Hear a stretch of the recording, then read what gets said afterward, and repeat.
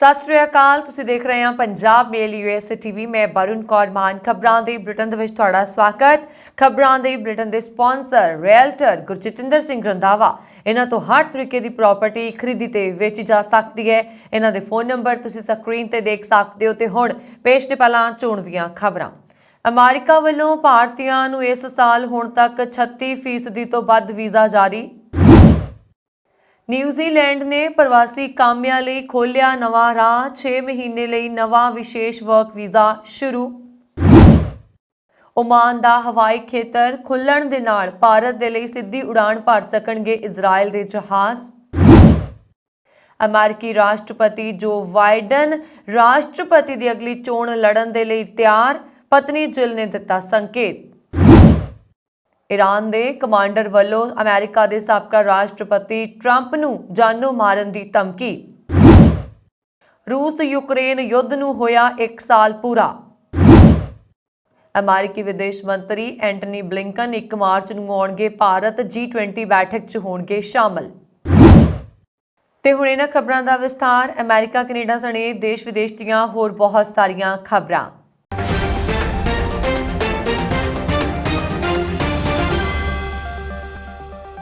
ਅਮਰੀਕੀ ਵੀਜ਼ਾ ਪ੍ਰਸ਼ਾਸਨ ਨੇ ਸਪਸ਼ਟ ਕੀਤਾ ਹੈ ਕਿ ਕੋਵਿਡ-19 ਮਹਾਮਾਰੀ ਤੋਂ ਬਾਅਦ ਦੇਸ਼ ਭਰ ਵਿੱਚ ਵੀਜ਼ਾ ਮਨਜ਼ੂਰੀਆਂ 'ਚ ਲਗਭਗ 36% ਦਾ ਵਾਧਾ ਹੋਇਆ ਹੈ। ਇਸ ਤੋਂ ਇਲਾਵਾ ਵੀਜ਼ਾਸ ਦੇ ਲਈ ਉਡੀਕ ਸਮਾਂ ਘਟਾਉਣ ਨੂੰ ਪਹਿਲ ਦਿੱਤੀ ਜਾ ਰਹੀ ਹੈ। ਕੌਂਸਲਰ ਮਾਮਲਿਆਂ ਦੇ ਬਿਊਰੋ ਵਿੱਚ ਵੀਜ਼ਾ ਸੇਵਾਵਾਂ ਦੇ ਲਈ ਉਪ ਸਹਾਇਕ ਸਕੱਤਰ ਜੂਲੀ ਨੇ ਓਵਰਸੀਜ਼ ਰਿਸਰਚ ਇੰਸਟੀਚਿਊਟ ਦੇ ਇੱਕ ਮੀਡੀਆ ਸਮਾਗਮ ਨੂੰ ਦੱਸਿਆ ਕਿ ਭਾਰਤ ਨੰਬਰ 1 ਤਰਜੀਹ ਹੈ। ਜੂਲੀ ਨੇ ਕਿਹਾ ਕਿ ਉਹ ਭਾਰਤ ਨੂੰ ਪਹਿਲ ਦੇਣ ਦੇ ਲਈ ਵਚਨਬੱਧ ਨੇ। ਅਸੀਂ ਅਜਿਹੀ ਸਥਿਤੀ ਤੋਂ ਆਪਣੇ ਆਪ ਨੂੰ ਕੱਢਣ ਦੇ ਲਈ ਪੂਰੀ ਤਰ੍ਹਾਂ ਵਚਨਬੱਧ ਹਾਂ ਜਿੱਥੇ ਲੋਕਾਂ ਨੂੰ ਵੀਜ਼ਾ ਨਿਯੁਕਤੀ ਜਾਂ ਵੀਜ਼ਾ ਮੰਗਣ ਦੇ ਲਈ ਲੰਬਾ ਇੰਤਜ਼ਾਰ ਨਹੀਂ ਕਰਨਾ ਪਏਗਾ। ਇਸ ਸਮੇਂ ਭਾਰਤ ਦੇ ਵਿੱਚ ਕਾਫੀ ਇੰਤਜ਼ਾਰ ਕਰਨਾ ਪੈਂਦਾ ਹੈ ਜੋ ਕਿ ਸਾਡਾ ਆਦਰਸ਼ ਨਹੀਂ ਹੈ। ਇਸ ਲਈ ਉਡੀਕ ਸਮੇਂ ਦੇ ਵਿੱਚ ਕਟੌਤੀ ਨੂੰ ਪਹਿਲ ਦਿੱਤੀ ਜਾ ਰਹੀ ਹੈ। ਉਹਨਾਂ ਨੇ ਕਿਹਾ ਕਿ ਪਹਿਲੀ ਵਾਰ ਆਉਣ ਵਾਲੇ ਯਾਤਰੀਆਂ ਦੀ ਮਿਆਦ 1000 ਦਿਨਾਂ ਤੋਂ ਘਟ ਕੇ ਲਗਭਗ 580 ਰਹਿ ਗਈ ਹੈ। ਇਹਨਾਂ ਵਿੱਚ ਅਕਸਰ ਆਉਣ ਵਾਲੇ ਸੈਲਾਨੀਆਂ ਦੇ ਲਈ ਇੰਟਰਵਿਊ ਛੋਟ, ਭਾਰਤੀ ਮਿਸ਼ਨਾਂ ਦੇ ਵਿੱਚ ਕੌਂਸਲਰ ਕਾਰਜਾਂ ਵਿੱਚ ਵਾਧੂ ਸਟਾਫ ਅਤੇ ਛੁੱਟੀਆਂ 'ਚ ਕੰਮ ਸ਼ਾਮਲ ਨੇ। ਮਿਸ਼ਨ ਸਟਾਫ ਵੀਜ਼ਾ ਦੀ ਪ੍ਰੋਸੈਸਿੰਗ ਵਿੱਚ ਦਿਨ ਭਰ ਲੱਗਿਆ ਰਹਿੰਦਾ ਹੈ। ਸਟਾਫਰਟ ਨੇ ਕਿਹਾ ਕਿ ਮਹਾਮਾਰੀ ਤੋਂ ਪਹਿਲਾਂ ਦੇ ਮੁਕਾਬਲੇ ਹੁਣ 36% ਜ਼ਿਆਦਾ ਵੀਜ਼ੇ ਮਨਜ਼ੂਰ ਕੀਤੇ ਗਏ ਨੇ। ਨਿਊਜ਼ੀਲੈਂਡ ਵਿੱਚ ਲੇਬਰ ਪਾਰਟੀ ਦੀ ਸਰਕਾਰ ਨੇ ਅਹਿਮ ਫੈਸਲਾ ਲੈਂਦਿਆਂ ਨਵੀਂ ਵੀਜ਼ਾ ਸ਼੍ਰੇਣੀ ਤਹਿਤ ਪ੍ਰਵਾਸੀ ਕਾਮਿਆਂ ਨੂੰ ਕੰਮ ਕਰਨ ਵਾਸਤੇ ਰਿਕਵਰੀ ਵਰਕ ਵੀਜ਼ਾ ਦੇਣ ਦਾ ਐਲਾਨ ਕੀਤਾ ਹੈ, ਜਿਸ ਵਾਸਤੇ ਭਾਰਤ ਵਿੱਚ ਬੈਠੇ ਲੋਕ ਵੀ ਅਪਲਾਈ ਕਰ ਸਕਣਗੇ।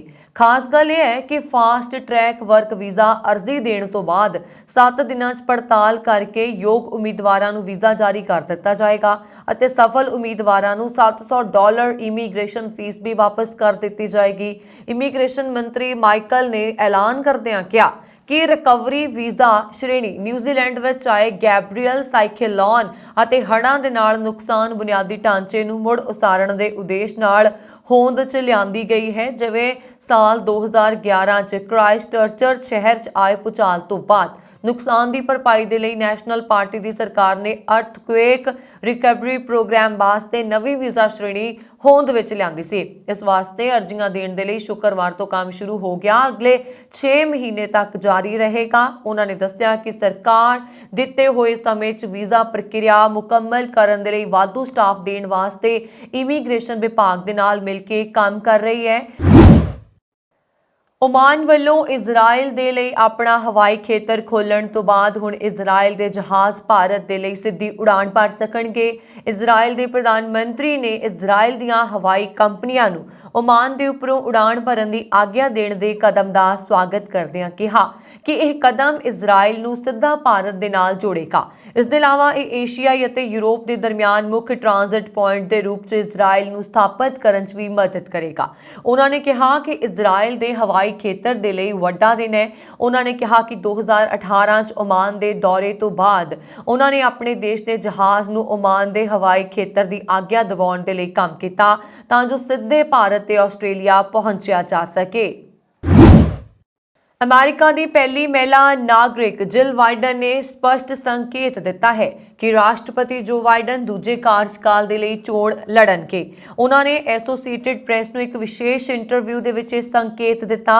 ਵੈਸੇ ਜੋ ਬਾਈਡਨ ਪਹਿਲਾਂ ਹੀ ਕਹਿ ਚੁੱਕੇ ਨੇ ਕਿ ਉਹ ਦੁਬਾਰਾ ਰਾਸ਼ਟਰਪਤੀ ਚੋਣ ਲੜਨ ਦਾ ਇਰਾਦਾ ਰੱਖਦੇ ਨੇ, ਪਰ ਉਹਨਾਂ ਨੇ ਅਜੇ ਤੱਕ ਅਧਿਕਾਰਤ ਤੌਰ ਤੇ ਇਸ ਦਾ ਐਲਾਨ ਨਹੀਂ ਕੀਤਾ ਹੈ। ਹਾਲਾਂਕਿ ਉਹਨਾਂ ਨੇ ਇਹਨਾਂ ਸਵਾਲਾਂ ਤੇ ਜ਼ਿਆਦਾ ਧਿਆਨ ਨਹੀਂ ਦਿੱਤਾ ਕਿ ਉਹ ਰਾਸ਼ਟਰਪਤੀ ਦੇ ਅਹੁਦੇ ਤੇ ਬਣੇ ਰਹਿਣ ਦੇ ਲਈ ਬਹੁਤ ਬਜ਼ੁਰਗ ਹੋ ਗਏ ਨੇ। ਉਹ ਆਪਣੇ ਦੂਜੇ ਕਾਰਜਕਾਲ ਦੇ ਅੰਤ ਤੱਕ 86 ਸਾਲ ਦੇ ਹੋ ਜਾਣਗੇ। ਜਿਲ ਬਾਈਡਨ ਨੇ ਕਿਹਾ ਉਹ ਕਹਿੰਦੇ ਨੇ ਕਿ ਉਹਨਾਂ ਨੇ ਆਪਣੀ ਯਾਤਰਾ ਪੂਰੀ ਨਹੀਂ ਕੀਤੀ। ਜਿਲ ਬਾਈਡਨ ਅਫਰੀਕਾ ਦੀ 5 ਦਿਨਾਂ ਯਾਤਰਾ ਤੇ ਦੂਜੇ ਅਤੇ ਆਖਰੀ ਪੜਾਅ ਤੇ ਨੈਰੋਬੀ ਵਿੱਚ ਸੀ। ਜਿਲ ਬਾਈਡਨ ਨੇ ਕਿਹਾ ਤੁਹਾਡੇ ਵਿਸ਼ਵਾਸ ਕਰਨ ਦੇ ਲਈ ਉਹਨਾਂ ਨੂੰ ਕਿੰਨੀ ਵਾਰ ਕਹਿਣਾ ਪਏਗਾ। ਬਾਈਡਨ ਦੇ ਸਹਿਯੋਗੀਆਂ ਦਾ ਕਹਿਣਾ ਹੈ ਕਿ ਪਹਿਲੇ ਫੰਡ ਰੇਜ਼ਿੰਗ ਦੌਰ ਦੀ ਸਮਾਪਤੀ ਤੋਂ ਬਾਅਦ ਅਪ੍ਰੈਲ ਵਿੱਚ ਐਲਾਨ ਕੀਤਾ ਜਾ ਸਕਦਾ ਹੈ। ਕਿਹਾ ਜਾਂਦਾ ਹੈ ਕਿ ਰਾਸ਼ਟਰਪਤੀ ਬਾਈਡਨ ਦੇ ਭਵਿੱਖ ਦੇ ਪ੍ਰੋਗਰਾਮ ਦੇ ਸੰਦਰਭ ਦੇ ਵਿੱਚ ਪਹਿਲੀ ਮਹਿਲਾ ਦੀ ਮਹੱਤਵਪੂਰਨ ਭੂਮਿਕਾ ਹੈ। ਜਿਲ ਬਾਈਡਨ ਨੇ ਹੱਸਦਿਆਂ ਕਿਹਾ ਕਿਉਂਕਿ ਮੈਂ ਉਹਨਾਂ ਦੀ ਪਤਨੀ ਹਾਂ। ਹਾਲਾਂਕਿ ਉਹਨਾਂ ਨੇ ਇਸ ਸਵਾਲ ਤੋਂ ਕਿਨਾਰਾ ਕਰ ਲਿਆ ਕਿ ਦੁਬਾਰਾ ਚੋਣ ਲੜਨੀ ਹੈ, ਉਸ ਦਾ ਫੈਸਲਾ ਮਹੱਤਵਪੂਰਨ ਹੋਏਗਾ। ईरान तो वड्डी खबर सामने आई। ईरान के टॉप कमांडर ने अमेरिका के साबका राष्ट्रपति डोनाल्ड ट्रंप नूं जानों मारन की धमकी दी है। इस दे लई 1650 किलोमीटर दूर तक मार करन की समर्था वाली क्रूज मिसाइल तैयार करन दा दावा किया है। शुक्रवार नूं ईरान के चोटी के कमांडर अमीरली ने ट्रंप नूं मारन की धमकी दिंदे होए कहा कि वह जल्द ही अपने कमांडर की हत्या का बदला लैणगे। रूस यूक्रेन जंग के विचकार ईरान की इस धमकी ने पश्चिमी देशों ते अमेरिका की चिंता वधा दी है। दस दईए कि 2020 ईरान के तत्काली फौजी कमांडर कासिम एक अमेरिकी ड्रोन हमले विच मारिया गया सी। जवाबी कार्रवाई दे विच ईरान ने अमरीकी फौज के बैलिस्टिक मिसाइल दे नाल हमला किया सी। ईरान के रेवोल्यूशनरी गार्ड्स एयरोस्पेस फोर्स के मुखी अमीराली ने कहा कि ईरान चोटी के कमांडर कासिम की मौत का बदला लैण दे लई तैयार है। रूस यूक्रेन जंग नूं 1 साल पूरा हो गया। 24 फरवरी 2022 ਨੂੰ रूस ने यूक्रेन ते हमला किया सी। उदों तो लैके हुण तक दोहां देशों विचाले भयानक जंग चल रही है। ਵੱਖ-ਵੱਖ रिपोर्टां के मुताबक 1 साल के अंदर ही दोवां पासियां तो 3 लाख तो वध लोग मारे जा चुके ने। अमेरिका समेत दुनिया भर के कई वड्डे देश इस युद्ध विच यूक्रेन की मदद कर रहे हैं। इस लड़ी दे विच G7 देशों के वित्त मंत्रियों ने वीरवार नूं इस समूह वालों यूक्रेन के लिए वित्तीय सहायता वधा के $39 बिलियन कर दी है। इस तो इलावा अंतरराष्ट्रीय मुद्रा फंड तो मार्च तक इस देश नूं नवा वित्ती पैकेज देण दी मंग कीती है ताकि उसनूं रूसी हमले दे प्रभाव दे नाल निपटण दे विच मदद मिल सके। G7 दे वित्त मंत्रियों ते केंद्री बैंकों के मुखिया ने रूसी हमले दे 1 साल पूरा होण ते यूक्रेन की आर्थिक स्थिति ते चर्चा की। अमेरिकी विदेश मंत्री एंटनी ब्लिंकन G20 विदेश मंत्रियों की बैठक च शामिल होने के लिए अगले हफ्ते भारत की यात्रा करेंगे। इस दौरान वो सीनियर भारतीय अधिकारियों के नाल मुलाकात करेंगे। भारत ने पिछले साल 1 दसंबर को G20 की प्रधानगी संभाली सी। विदेश विभाग के बुलारे नेड प्राइस ने 1 मार्च को ब्लिंकन G20 विदेश मंत्रियों की बैठक च हिस्सा लैण दे लई नवी दिल्ली की यात्रा करेंगे, जो बहुपक्षीवाद नूं मजबूत करन अते भोजन अते ऊर्जा सुरक्षा टिकाऊ विकास लिंक समानता नूं उत्साहित करन दी कोशिश करती है। औरतों के सशक्तिकरण, नशा विरोधी, विश्व सेहत, मानवतावादी सहायता, आफत राहत ते सहयोग नूं डूंगा करन ते ध्यान केंद्रित करेगा। अमेरिकी विदेश मंत्री 3 मार्च तक भारत विच रहेंगे। ब्लिंकन ने 28 फरवरी तो शुरू होने वाले 2 मध्य एशियाई देशों काजिकिस्तान और उजबेकिस्तान की यात्रा तो बाद भारत पहुंचणगे। 28 फरवरी को काजिकिस्तान के अस्ताना का दौरा करेंगे, जिथे वो दुबले सहयोग नूं डूंगा करन दे लई काजिकिस्तान के सीनियर अधिकारियों के नाल मुलाकात करेंगे। अगे वह मध्य एशियाई देशों की सुतंत्रता, प्रभुसत्ता ते खेतरी अखंडता दे लई संयुक्त राष्ट्र की वचनबद्धता की पुष्टि करन अते सांझीआं ग्लोबल चुनौतियों के हल दे लई खेतर दे नाल सहयोग करन दे लई 5 मध्य एशियाई राज्यों चों हरेक दे प्रतिनिधियों के नाल C5 दे विच शामिल होएगा। +1 के मंत्रिमंडल दे विच शिरकत करेंगे। C5+1 मंत्री पद्धरी गलबात संयुक्त राज्य, काजिकिस्तान गणराज, किर्गिस्तान गणराज, ताजिकिस्तान गणराज, तुर्कमेनिस्तान गणराज अते उजबेकिस्तान गणराज विचकार ਆਰਥਿਕ, ਊਰਜਾ ਤੇ ਵਾਤਾਵਰਣ ਅਤੇ ਸੁਰੱਖਿਆ ਸਹਿਯੋਗ ਨੂੰ ਵਧਾਉਣ ਤੇ ਕੇਂਦਰਿਤ ਹੋਏਗੀ।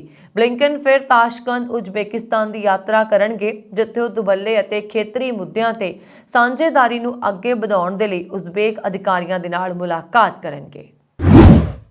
ਅਮਰੀਕਾ ਦੇ ਉੱਤਰ ਪੂਰਬੀ ਹਿੱਸੇ ਦੇ ਵਿੱਚ ਸ਼ਨੀਵਾਰ ਨੂੰ ਬਰਫੀਲੇ ਤੂਫਾਨ ਕਾਰਨ ਬਿਜਲੀ ਪ੍ਰਣਾਲੀ ਬੁਰੀ ਤਰ੍ਹਾਂ ਪ੍ਰਭਾਵਿਤ ਹੋਈ। ਲਗਭਗ 8 ਲੱਖ ਘਰਾਂ ਦੀ ਜਿਹੜੀ ਆਬਾਦੀ ਹੈ ਹਨੇਰੇ 'ਚ ਰਹਿਣ ਦੇ ਲਈ ਮਜਬੂਰ ਹੈ। ਤੂਫਾਨ ਨੇ ਮਿਸ਼ੀਗਨ ਦੇ ਜ਼ਿਆਦਾਤਰ ਹਿੱਸੇ ਨੂੰ ਪ੍ਰਭਾਵਿਤ ਕੀਤਾ। ਉੱਥੋਂ ਦੇ ਸਥਾਨਕ ਸਮੇਂ ਦੇ ਅਨੁਸਾਰ ਸ਼ਾਮ 7:24 ਤੇ ਲਗਭਗ 7,30,000 ਲੋਕਾਂ ਨੇ ਬਿਜਲੀ ਦੀ ਭਾਰੀ ਕਟੌਤੀ ਦਾ ਸਾਹਮਣਾ ਕੀਤਾ। ਵਿਸਕਾਸਨ, ਨਿਊਯਾਰਕ, ਇਲੀਨੋਇਸ ਦੇ ਵਿੱਚ ਵੱਡੇ ਪੱਧਰ ਤੇ ਬਲੈਕਆਊਟ ਦੀ ਰਿਪੋਰਟ ਦਰਜ ਕੀਤੀ ਗਈ ਸੀ। ਮਿਸ਼ੀਗਨ ਦੇ ਅਧਿਕਾਰੀਆਂ ਨੇ ਦੱਸਿਆ ਕਿ ਤੂਫਾਨ ਦੇ ਦੌਰਾਨ ਬੁੱਧਵਾਰ ਰਾਤ ਨੂੰ ਬਿਜਲੀ ਦੀ ਲਾਈਨ ਡਿੱਗਣ ਦੇ ਕਾਰਨ ਇੱਕ ਫਾਇਰ ਫਾਈਟਰ ਦੀ ਮੌਤ ਹੋ ਗਈ। ਦੇਸ਼ ਦਾ ਪੱਛਮੀ ਹਿੱਸਾ ਭਾਰੀ ਬਰਫ਼ਬਾਰੀ ਦੇ ਨਾਲ ਪ੍ਰਭਾਵਿਤ ਹੋਇਆ ਹੈ। ਕੈਲੀਫੋਰਨੀਆ ਦੇ ਵਿੱਚ ਲਗਭਗ 30,000 ਗਾਹਕ ਬਿਜਲੀ ਤੋਂ ਬਿਨਾਂ ਨੇ। ਫਲਾਈਟ ਅਵੇਅਰ ਦੇ ਅੰਕੜਿਆਂ ਦੇ ਅਨੁਸਾਰ ਖਰਾਬ ਮੌਸਮ ਅਤੇ ਬਰਫੀਲੇ ਤੂਫਾਨ ਦੇ ਕਾਰਨ ਵੀਰਵਾਰ ਰਾਤ ਨੂੰ ਵੀ ਅਮਰੀਕਾ 'ਚ 1000 ਤੋਂ ਵੱਧ ਉਡਾਣਾਂ ਰੱਦ ਕਰ ਦਿੱਤੀਆਂ ਗਈਆਂ ਸੀ। ਫਾਈਨੈਂਸ਼ੀਅਲ ਐਕਸ਼ਨ ਟਾਸਕ ਫੋਰਸ ਨੇ ਸ਼ੁੱਕਰਵਾਰ ਨੂੰ ਰੂਸ ਦੇ ਗੈਰ ਕਾਨੂੰਨੀ ਅਤੇ ਬਿਨਾਂ ਭੜਕਾਹਟ ਵਾਲੇ ਫੌਜੀ ਹਮਲੇ ਲਈ ਇਸ ਦੇਸ਼ ਦੀ ਮੈਂਬਰਸ਼ਿਪ ਨੂੰ ਮੁਅੱਤਲ ਕਰ ਦਿੱਤਾ। ਇਹ ਜਾਣਕਾਰੀ ਇੱਕ ਅਧਿਕਾਰਤ ਬਿਆਨ ਦੇ ਵਿੱਚ ਦਿੱਤੀ ਗਈ। ਟਾਸਕ ਫੋਰਸ ਨੇ ਕਿਹਾ ਕਿ ਰੂਸੀ ਫੌਜੀ ਕਾਰਵਾਈ ਇਸ ਫੋਰਸ ਦੇ ਮੂਲ ਸਿਧਾਂਤਾਂ ਦੇ ਉਲਟ ਹੈ, ਜਿਸ ਦਾ ਉਦੇਸ਼ ਵਿਸ਼ਵ ਵਿੱਤੀ ਪ੍ਰਣਾਲੀ ਨੂੰ ਸੁਰੱਖਿਆ ਅਤੇ ਅਖੰਡਤਾ ਨੂੰ ਉਤਸ਼ਾਹਿਤ ਕਰਨਾ ਹੈ। ਪੈਰਿਸ ਵਿੱਚ FATF ਸੰਮੇਲਨ ਤੋਂ ਬਾਅਦ ਜਾਰੀ ਇੱਕ ਬਿਆਨ 'ਚ ਕਿਹਾ ਗਿਆ ਹੈ ਕਿ ਰੂਸ ਤੇ ਯੂਕਰੇਨ ਉੱਤੇ ਗੈਰ ਕਾਨੂੰਨੀ ਅਤੇ ਬਿਨਾਂ ਭੜਕਾਹਟ ਵਾਲੇ ਹਮਲੇ ਦੇ 1 ਸਾਲ ਬਾਅਦ FATF ਯੂਕਰੇਨ ਦੇ ਲੋਕਾਂ ਪ੍ਰਤੀ ਆਪਣੀ ਡੂੰਘੀ ਹਮਦਰਦੀ ਪ੍ਰਗਟ ਕਰਦਾ ਹੈ। ਅੱਤਵਾਦ ਦੇ ਵਿੱਤ ਪੋਸ਼ਣ ਦੇ ਲਈ ਗਲੋਬਲ ਵਾਚਡੌਗ ਨੇ ਕਿਹਾ ਕਿ ਉਸਨੇ ਯੂਕਰੇਨ ਦੇ ਖਿਲਾਫ ਰੂਸੀ ਹਮਲੇ ਦੀ ਸਖਤ ਨਿੰਦਾ ਕੀਤੀ ਹੈ। ਬਿਆਨ 'ਚ ਕਿਹਾ ਗਿਆ ਹੈ ਕਿ ਰੂਸ ਦੇ ਦੁਆਰਾ ਪਿਛਲੇ 1 ਸਾਲ ਵਿੱਚ ਬਰਬਰ ਅਤੇ ਮਨੁੱਖਤਾਵਾਦੀ ਹਮਲੇ ਤੇਜ਼ ਹੋ ਗਏ ਨੇ ਅਤੇ ਮਹੱਤਵਪੂਰਨ ਜਨਤਕ ਬੁਨਿਆਦੀ ਢਾਂਚੇ ਨੂੰ ਨਿਸ਼ਾਨਾ ਬਣਾਇਆ ਗਿਆ ਹੈ।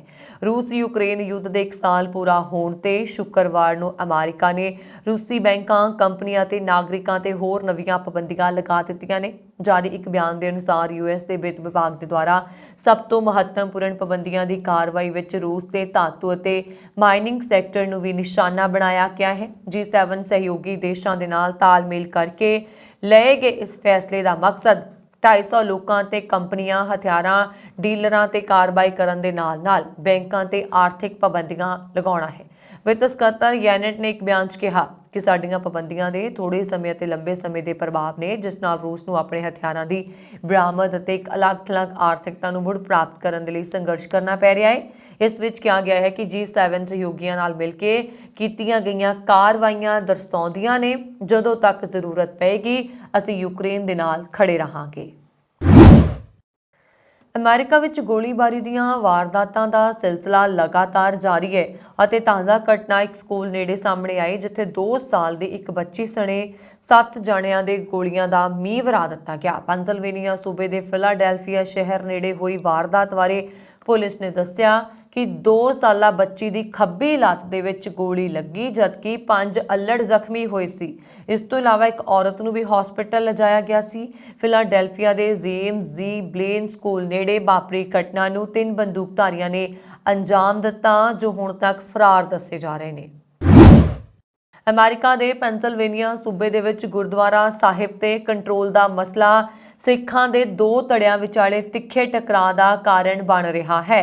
ਨਾਰਥਹੈਂਪਟਨ ਕਾਉਂਟੀ ਦੇ ਜ਼ਿਲ੍ਹਾ ਅਟਾਰਨੀ ਟੈਰੇਸ ਆਊਕ ਦਾ ਕਹਿਣਾ ਹੈ ਕਿ ਉਹ ਦੋਹਾਂ ਧਿਰਾਂ ਦੇ ਨਾਲ ਮੁਲਾਕਾਤ ਕਰ ਚੁੱਕੇ ਨੇ, ਪਰ ਸੰਭਾਵਤ ਤੌਰ ਤੇ ਕੋਈ ਝੁਕਣ ਨੂੰ ਤਿਆਰ ਨਹੀਂ ਹੈ ਅਤੇ ਪੁਲਿਸ ਦਾ ਕਹਿਣਾ ਹੈ ਕਿ ਇਸ ਮਾਮਲੇ ਦੇ ਵਿੱਚ ਉਹ ਜ਼ਿਆਦਾ ਕੁਝ ਨਹੀਂ ਕਰ ਸਕਦੇ। ਲਿਹਾਏ ਵੈਲੀ ਦੀ ਗੁਰੂ ਨਾਨਕ ਸਿੱਖ ਸੁਸਾਇਟੀ ਵਿੱਚ ਰੋਜ਼ਾਨਾ ਆਉਣ ਵਾਲੀ ਸੰਗਤ ਨੂੰ ਕਿਸੇ ਵੀ ਵੇਲੇ ਅਣਸੁਖਾਵੀ ਘਟਨਾ ਵਾਪਰਨ ਦਾ ਡਰ ਸਤਾਉਂਦਾ ਰਹਿੰਦਾ ਹੈ।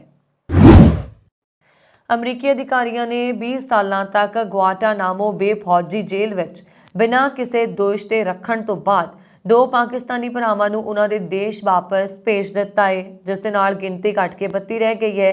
ਅਮਰੀਕੀ ਰੱਖਿਆ ਮੰਤਰਾਲਾ ਪੈਂਟਾਗਨ ਨੇ ਸ਼ੁੱਕਰਵਾਰ ਨੂੰ ਇੱਕ ਬਿਆਨ 'ਚ ਜਾਣਕਾਰੀ ਦਿੱਤੀ ਸੀ। ਜਾਰੀ ਪ੍ਰੈਸ ਰਿਲੀਜ਼ ਦੇ ਵਿੱਚ ਕਿਹਾ ਗਿਆ ਸੀਗਾ ਕਿ ਰੱਖਿਆ ਵਿਭਾਗ ਨੇ ਅਬਦੁਲ ਰਬਾਨੀ ਤੇ ਮੁਹੰਮਦ ਰਬਾਨੀ ਨੂੰ ਗੁਆਂਟਾਨਾਮੋ ਬੇ ਜੇਲ੍ਹ ਦੀ ਹਿਰਾਸਤ ਤੋਂ ਪਾਕਿਸਤਾਨ ਵਾਪਸ ਭੇਜਣ ਦਾ ਐਲਾਨ ਕੀਤਾ। ਰਬਾਨੀ ਭਰਾ 20 ਸਾਲ ਤੱਕ ਅਮਰੀਕੀ ਹਿਰਾਸਤ ਵਿੱਚ ਰਹੇ ਅਤੇ ਉਹਨਾਂ ਤੇ ਕਦੇ ਵੀ ਕਿਸੇ ਅਪਰਾਧ ਦਾ ਦੋਸ਼ ਨਹੀਂ ਲੱਗਾ। ਅਬਦੁਲ ਅਤੇ ਮੁਹੰਮਦ ਰਬਾਨੀ ਅਮਰੀਕੀ ਹਿਰਾਸਤ ਤੋਂ ਰਿਹਾ ਹੋਣ ਵਾਲੇ ਤਾਜ਼ਾ ਕੈਦੀ ਨੇ। ਇਹ ਕਦਮ ਉਦੋਂ ਚੁੱਕਿਆ ਗਿਆ ਜਦੋਂ ਅਮਰੀਕਾ ਜੇਲ੍ਹ ਨੂੰ ਖਾਲੀ ਕਰਕੇ ਬੰਦ ਕਰਨ ਦੀਆਂ ਕੋਸ਼ਿਸ਼ਾਂ 'ਚ ਲੱਗਾ ਹੋਇਆ ਹੈ। ਜਾਰਜ ਡਬਲਯੂ ਬੁਸ਼ ਪ੍ਰਸ਼ਾਸਨ ਨੇ 11 ਸਤੰਬਰ 2001 ਨੂੰ ਸੰਯੁਕਤ ਰਾਜ ਅਮਰੀਕਾ ਤੇ ਅਲ-ਕਾਇਦਾ ਦੇ ਹਮਲਿਆਂ ਤੋਂ ਬਾਅਦ ਕੱਟੜਪੰਥੀ ਸ਼ੱਕੀਆਂ ਦੇ ਲਈ ਕਿਊਬਾ ਦੇ ਵਿੱਚ ਇੱਕ ਜਲ ਸੈਨਾ ਦੇ ਆਧਾਰ ਤੇ ਇਹ ਜੇਲ੍ਹ ਬਣਾਈ ਸੀ। ਪਾਕਿਸਤਾਨੀ ਅਧਿਕਾਰੀਆਂ ਨੇ 2022 ਦੇ ਵਿੱਚ ਦੋਵਾਂ ਭਰਾਵਾਂ ਨੂੰ ਉਹਨਾਂ ਦੇ ਜੱਦੀ ਸ਼ਹਿਰ ਕਰਾਚੀ ਤੋਂ ਗ੍ਰਿਫਤਾਰ ਕੀਤਾ ਸੀ, ਜਿਸ ਤੋਂ ਬਾਅਦ ਉਹਨਾਂ ਨੂੰ ਅਮਰੀਕੀ ਅਧਿਕਾਰੀਆਂ ਦੇ ਹਵਾਲੇ ਕਰ ਦਿੱਤਾ ਗਿਆ ਸੀ। ਅਮਰੀਕੀ ਅਧਿਕਾਰੀਆਂ ਨੇ ਦੋਵਾਂ ਤੇ ਅਲ-ਕਾਇਦਾ ਦੇ ਮੈਂਬਰਾਂ ਨੂੰ ਆਪਣੇ ਘਰਾਂ 'ਚ ਪਨਾਹ ਦੇਣ ਅਤੇ ਹੋਰ ਸਹਾਇਤਾ ਦੇਣ ਦਾ ਦੋਸ਼ ਲਾਇਆ ਸੀ। ਦੋਵਾਂ ਭਰਾਵਾਂ ਨੇ ਗੁਆਂਤਾਨਾਮੋ ਭੇਜਣ ਤੋਂ ਪਹਿਲਾਂ CIA ਦੀ ਹਿਰਾਸਤ ਵਿੱਚ ਤਸ਼ੱਦਦ ਦਾ ਦੋਸ਼ ਲਾਇਆ ਸੀ। ਅਮਰੀਕੀ ਫੌਜ ਨੇ ਇੱਕ ਬਿਆਨ 'ਚ ਪਾਕਿਸਤਾਨੀ ਭਰਾਵਾਂ ਦੀ ਉਹਨਾਂ ਦੇ ਦੇਸ਼ ਵਾਪਸੀ ਦਾ ਐਲਾਨ ਕੀਤਾ ਹੈ। ਇਸ ਨੇ ਉਹਨਾਂ ਦੀ ਵਾਪਸੀ ਨੂੰ ਲੈ ਕੇ ਪਾਕਿਸਤਾਨ ਵੱਲੋਂ ਰੱਖੀ ਗਈ ਕਿਸੇ ਸ਼ਰਤ ਬਾਰੇ ਕੋਈ ਜਾਣਕਾਰੀ ਨਹੀਂ ਦਿੱਤੀ। 2003 ਵਿੱਚ ਇੱਕ ਸਮੇਂ ਗੁਆਂਤਨਾਮੋ ਵਿੱਚ ਲਗਭਗ 600 ਕੈਦੀ ਸੀ, ਜਿਨ੍ਹਾਂ ਨੂੰ ਅਮਰੀਕਾ ਅੱਤਵਾਦੀ ਮੰਨਦਾ ਸੀ। ਪੈਂਟਾਗਨ ਨੇ ਦੱਸਿਆ ਕਿ 32 ਕੈਦੀ ਅਜੇ ਵੀ ਗੁਆਂਤਨਾਮੋ ਬੇ ਵਿੱਚ ਨੇ, ਜਿਨ੍ਹਾਂ ਚੋਂ 18 ਨੂੰ ਉਹਨਾਂ ਦੇ ਦੇਸ਼ ਭੇਜਿਆ ਜਾ ਸਕਦਾ ਹੈ ਜੇਕਰ ਉਹ ਉਹਨਾਂ ਨੂੰ ਵਾਪਸ ਲੈਣ ਦੇ ਲਈ ਸਹਿਮਤ ਹੋ ਜਾਂਦੇ ਨੇ। ਆਪਣੇ ਵਿਆਹ ਨੂੰ ਯਾਦਗਾਰ ਬਣਾਉਣ ਦੇ ਲਈ ਲੜਕੇ ਲੜਕੀਆਂ ਤਰ੍ਹਾਂ ਦੇ ਤਰੀਕੇ ਅਪਣਾਉਂਦੇ ਹਨ, ਪਰ ਅਮਰੀਕਾ ਦੇ ਉੱਤਰੀ ਕੈਰੋਲੀਨਾ ਸ਼ਹਿਰ ਦੇ ਵਿੱਚ ਇੱਕ ਨਵ ਵਿਆਹੇ ਜੋੜੇ ਦੇ ਵਿਆਹ ਦੇ ਨਾਲ ਅਨੋਖਾ ਕਿੱਸਾ ਜੁੜ ਗਿਆ। ਦਰਅਸਲ ਜੋੜੇ ਦੇ ਨਾਲ ਅਜਿਹੀ ਹਾਸੋਹੀਣੀ ਘਟਨਾ ਵਾਪਰੀ ਕਿ ਜਿਸ ਕਾਰਨ ਉਹ ਆਪਣੇ ਵਿਆਹ ਦੀ ਰਿਸੈਪਸ਼ਨ 'ਚ ਸਮੇਂ ਸਿਰ ਨਹੀਂ ਪਹੁੰਚ ਸਕੇ। ਇਹ ਜੋੜਾ ਕਰੀਬ 2 ਘੰਟੇ ਤੱਕ ਲਿਫਟ ਵਿੱਚ ਫਸਿਆ ਰਿਹਾ। ਬਾਅਦ ਵਿੱਚ ਜਦੋਂ ਫਾਇਰਮੈਨ ਆਏ ਤਾਂ ਉਹਨਾਂ ਨੂੰ ਲਿਫਟ ਵਿੱਚੋਂ ਬਾਹਰ ਕੱਢਿਆ ਜਾ ਸਕਿਆ।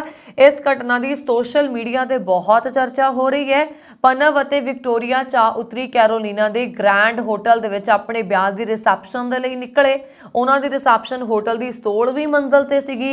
16ਵੀਂ ਮੰਜ਼ਲ ਉੱਤੇ ਜਾਣ ਦੇ ਲਈ ਉਹਨਾਂ ਨੇ ਲਿਫਟ ਦੀ ਵਰਤੋਂ ਕੀਤੀ, ਪਰ ਕੁਝ ਸਮੇਂ ਬਾਅਦ ਉਹ ਲਿਫਟ ਵਿੱਚ ਫਸ ਗਏ। ਲਾੜਾ ਲਾੜੀ ਦੇ ਨਾਲ 4 ਹੋਰ ਮਹਿਮਾਨ ਫਸ ਗਏ, ਜਿਨ੍ਹਾਂ ਦੇ ਵਿੱਚ ਵਿਕਟੋਰੀਆ ਦੀ ਭੈਣ ਵੀ ਸ਼ਾਮਲ ਸੀ। ਇਹਨਾਂ ਸਾਰਿਆਂ ਨੂੰ 2 ਘੰਟੇ ਦੀ ਮਿਹਨਤ ਤੋਂ ਬਾਅਦ ਬਾਹਰ ਕੱਢਿਆ ਜਾ ਸਕਿਆ। ਹਾਲਾਂਕਿ ਜਦੋਂ ਤੱਕ ਜੋੜਾ ਲਿਫਟ ਤੋਂ ਬਾਹਰ ਨਿਕਲਿਆ ਉਦੋਂ ਤੱਕ ਬਹੁਤ ਦੇਰ ਹੋ ਚੁੱਕੀ ਸੀ। ਅੱਧੇ ਤੋਂ ਵੱਧ ਮਹਿਮਾਨ ਰਿਸੈਪਸ਼ਨ ਪਾਰਟੀ ਤੋਂ ਵਾਪਸ ਘਰ ਆਪਣੇ ਜਾ ਚੁੱਕੇ ਸੀ। ਅਮਰੀਕਾ ਦੇ ਮਸ਼ਹੂਰ ਅਰਬਪਤੀ ਨਿਵੇਸ਼ਕ ਥਾਮਸ ਐਚ ਲੀ ਦਾ 78 ਸਾਲ ਦੀ ਉਮਰ 'ਚ ਦੇਹਾਂਤ ਹੋ ਗਿਆ। ਉਹਨਾਂ ਨੂੰ ਪ੍ਰਾਈਵੇਟ ਇਕੁਇਟੀ ਨਿਵੇਸ਼ ਅਤੇ ਲਿਵਰੇਜ ਬਾਇਆਊਟਸ ਦਾ ਮੋਢੀ ਮੰਨਿਆ ਜਾਂਦਾ ਸੀ।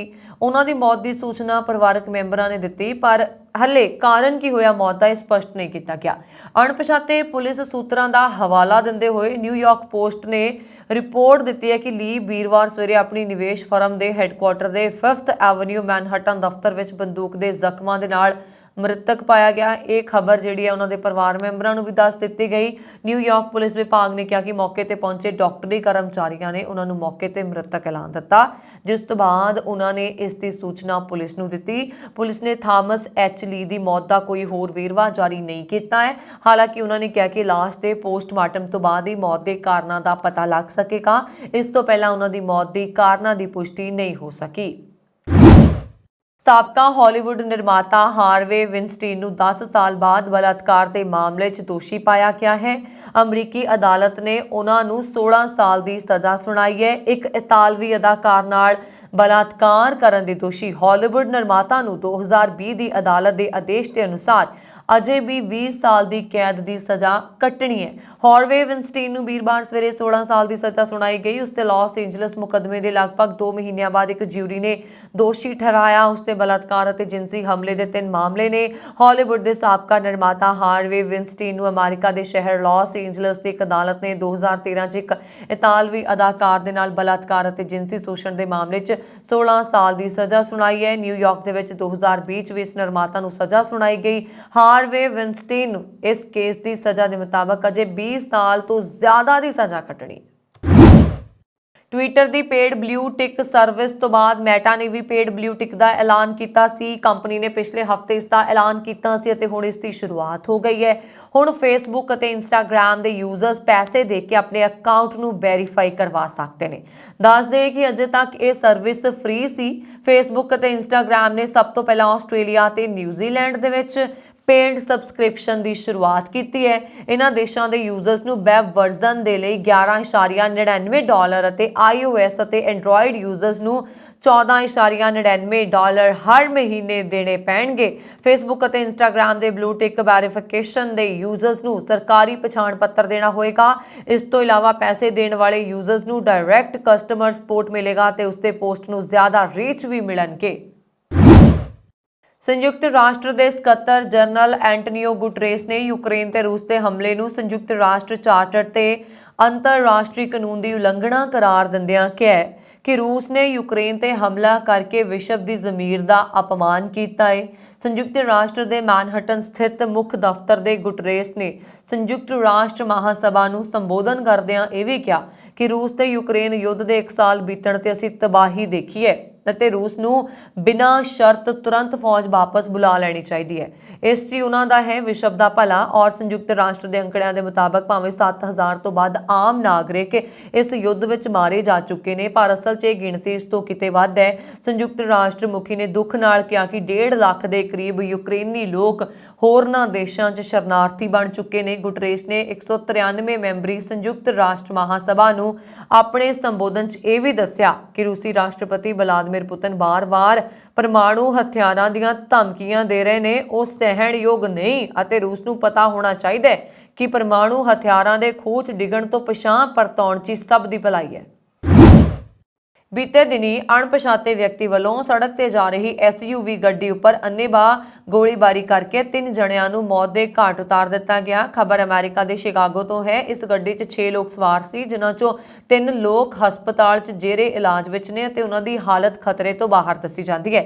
ਮਰਨ ਵਾਲਿਆਂ ਦੀ ਉਮਰ 19, 14 ਅਤੇ 1 ਸਾਲ ਦੀ ਲੜਕੀ ਦੱਸੀ ਗਈ ਹੈ। ਹੁਣ ਤੱਕ ਜਾਣਕਾਰੀ ਦੇ ਮੁਤਾਬਕ ਗੋਲੀਆਂ ਮਾਰਨ ਵਾਲੇ ਦੋਸ਼ੀ ਦੀ ਪਛਾਣ ਨਹੀਂ ਹੋ ਸਕੀ। ਪੁਲਿਸ ਵੱਲੋਂ ਅਪਰਾਧੀ ਦੀ ਸੂਚਨਾ ਦੇਣ ਵਾਲੇ ਨੂੰ $7500 ਇਨਾਮ ਦੇਣ ਦਾ ਐਲਾਨ ਕੀਤਾ ਗਿਆ ਹੈ। ਅਮਰੀਕਾ ਤੇ UAE ਵੱਲੋਂ ਲਾਂਚ ਜਲਵਾਯੂ ਦੇ ਲਈ ਖੇਤੀ ਮਿਸ਼ਨ ਦੇ ਵਿੱਚ ਭਾਰਤ ਸ਼ਾਮਲ ਹੋ ਗਿਆ ਹੈ। ਇਸ ਸਾਲਮੀ ਪਲੇਟਫਾਰਮ ਦਾ ਮਕਸਦ ਨਿਵੇਸ਼ ਵਧਾਉਣਾ, ਜਲਵਾਯੂ ਸਮਾਰਟ ਖੇਤੀ ਅਤੇ ਖੁਰਾਕ ਪ੍ਰਣਾਲੀ ਤਕਨੀਕ ਨੂੰ ਸਮਰਥਨ ਦੇਣਾ ਹੈ। ਅਮਰੀਕੀ ਵਿਦੇਸ਼ ਵਿਭਾਗ ਨੇ ਇਹ ਜਾਣਕਾਰੀ ਦਿੱਤੀ। AIM-4C ਨੂੰ ਨਵੰਬਰ 2021 ਚ ਲਾਂਚ ਕੀਤਾ ਗਿਆ ਸੀ। L2U2 ਦੌਰਾਨ ਵਿਦੇਸ਼ ਮੰਤਰਾਲਾ ਦੇ ਸੰਯੁਕਤ ਸਕੱਤਰ ਦਾਮੂ ਰਵੀ ਨੇ AIM-4C ਸ਼ਾਮਲ ਹੋਣ ਚ ਭਾਰਤ ਦੀ ਇੱਛਾ ਪ੍ਰਗਟ ਵਾਲੇ ਪੱਤਰ ਤੇ ਦਸਤਖਤ ਕੀਤੇ।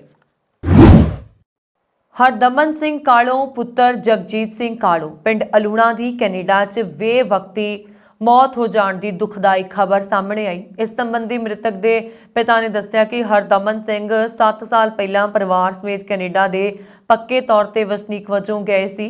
ਕੈਨੇਡਾ ਦੇ ਸ਼ਹਿਰ ਵਿਨੀਪੈਗ 'ਚ ਹਰਦਮਨ ਸਿੰਘ ਨੂੰ ਦਿਲ ਦਾ ਦੌਰਾ ਪੈ ਗਿਆ ਤੇ ਕੁਝ ਦਿਨ ਹਸਪਤਾਲ 'ਚ ਇਲਾਜ ਤੋਂ ਬਾਅਦ ਉਹਨਾਂ ਦੀ ਮੌਤ ਹੋ ਗਈ। ਮ੍ਰਿਤਕ ਆਪਣੇ ਪਿੱਛੇ 2 ਬੱਚੇ ਅਤੇ ਪਤਨੀ ਨੂੰ ਛੱਡ ਗਿਆ। ਹਰਦਮਨ ਸਿੰਘ ਦੇ ਇਸ ਫਾਨੀ ਸੰਸਾਰ ਤੋਂ ਜਾਣ ਤੇ ਆਸਟ੍ਰੇਲੀਆ ਰਹਿੰਦੇ ਰਿਸ਼ਤੇਦਾਰਾਂ ਤੇ ਵੱਖ-ਵੱਖ ਜਥੇਬੰਦੀਆਂ ਅਤੇ ਅਮਰਦੀਪ ਸਿੰਘ ਹੋਟੀ ਅਤੇ ਹੋਰ ਕਈ ਲੋਕਾਂ ਨੇ ਦੁੱਖ ਦਾ ਪ੍ਰਗਟਾਵਾ ਕੀਤਾ ਹੈ। ਔਰ ਇੱਥੇ ਜ਼ਿਕਰਯੋਗ ਹੈ ਕਿ ਆਏ ਦਿਨ ਕੈਨੇਡਾ ਤੋਂ ਦਿਲ ਦਾ ਦੌਰਾ ਪੈਣ ਦੀਆਂ ਖਬਰਾਂ ਦੇ ਵਿਚਕਾਰ ਬਹੁਤ ਸਾਰੇ ਪੰਜਾਬੀ ਨੌਜਵਾਨਾਂ ਦੀ ਜਾਨ ਜਾ ਰਹੀ ਹੈ।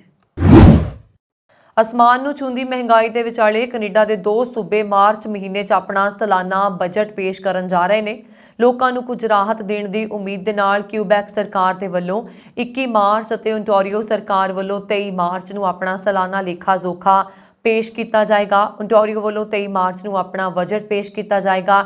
ਵੀਰਵਾਰ ਨੂੰ ਇਸ ਤਰੀਕੇ ਦਾ ਐਲਾਨ ਵਿੱਤ ਮੰਤਰੀ ਪੀਟਰ ਨੇ ਆਖਿਆ ਕਿ ਇਹਨਾਂ ਅਸਥਿਰ ਸਮਿਆਂ ਦੇ ਵਿੱਚ ਬਜਟ ਓਨਟਾਰੀਓ ਦੇ ਲਈ ਮਜ਼ਬੂਤ ਭਵਿੱਖ ਦੀ ਆਸ ਲੈ ਕੇ ਆਏਗਾ।